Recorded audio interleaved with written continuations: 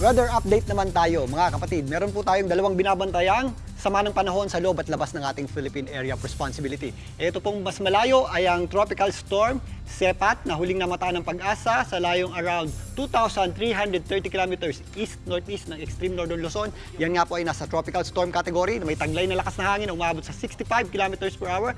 Malapit sa kanyang gitna at kuminsan may mga pagbuksong umaabot sa 80 kilometers per hour. Ito po ay hindi natin nakikitang pumasok sa ating Philippine Area of Responsibility o makaapekto sa anumang bahagi ng ating bansa. Yan po ay tutungo lamang dito sa southern portion ng Japan at wala nga pong apekto sa atin. Pero yan po ay bahagyang hihila ng ating habagat or southwest monsoon. Pero mostly yung ating habagat po ay pinapalakas nitong low pressure area sa loob ng ating Philippine Area of Responsibility na huling namataan ng Pag-asa sa lying around 175 kilometers west-southwest ng Iba, Zambales. Ito po ay hindi natin nakikitang maging isang ganap na bagyo in the next 24 hours. Yan po ay posibleng kumilos lamang pa northwest patungo dito sa ating boundary line at palayo sa ating bansa. Pero sa kasalukuyan, ito pong low pressure area na ito at yung ating habagat ang nagdadala po ng mataas na tsansa ng pagulan sa malaking bahagi ng ating bansa. Dahil po sa ating habagat, asahan po natin ang mga posibleng pagulan at thunderstorms dito po sa Zamboanga Peninsula. Kasama po dyan ang Sulu, Basilan, Tawi-Tawi, maging dito sa Bangsamoro Region. Kasama na rin po dyan ang Soc-Sargen. Meron din po tayong mga posibleng pagulan dulot ng habagat dito po sa Western Visayas. Kasama po dyan ang Iloilo, yan pong isla ng Panay at Negros Islands, maging dito sa Mimaropa. Lalong-lalo na sa area ng Mindoro.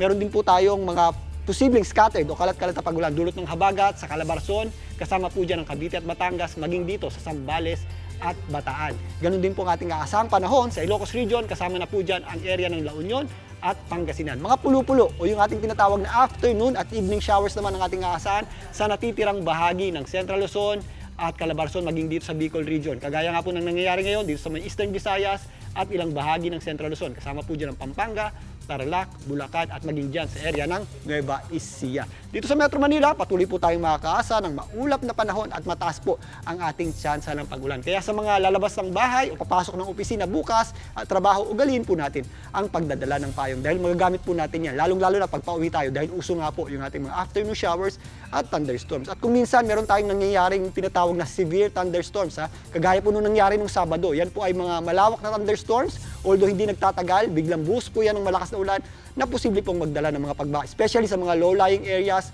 mabababang kalsada at mga hindi maayos na drainage system. Kaya maganda at mag-ingat po tayo dyan. At yan muna ang latest sa ating lagay ng panahon. Muli, ito po ang inyong weather frontliner, Alvin Pura, na lagi may panahon para sa iyo. Mga kapatid, Cheryl Cosim po, huwag maging huli at maging una sa lahat sa balitaan. Para sa tuloy-tuloy na talakayan sa Frontline, mag-follow at mag-subscribe sa social media pages ng News 5.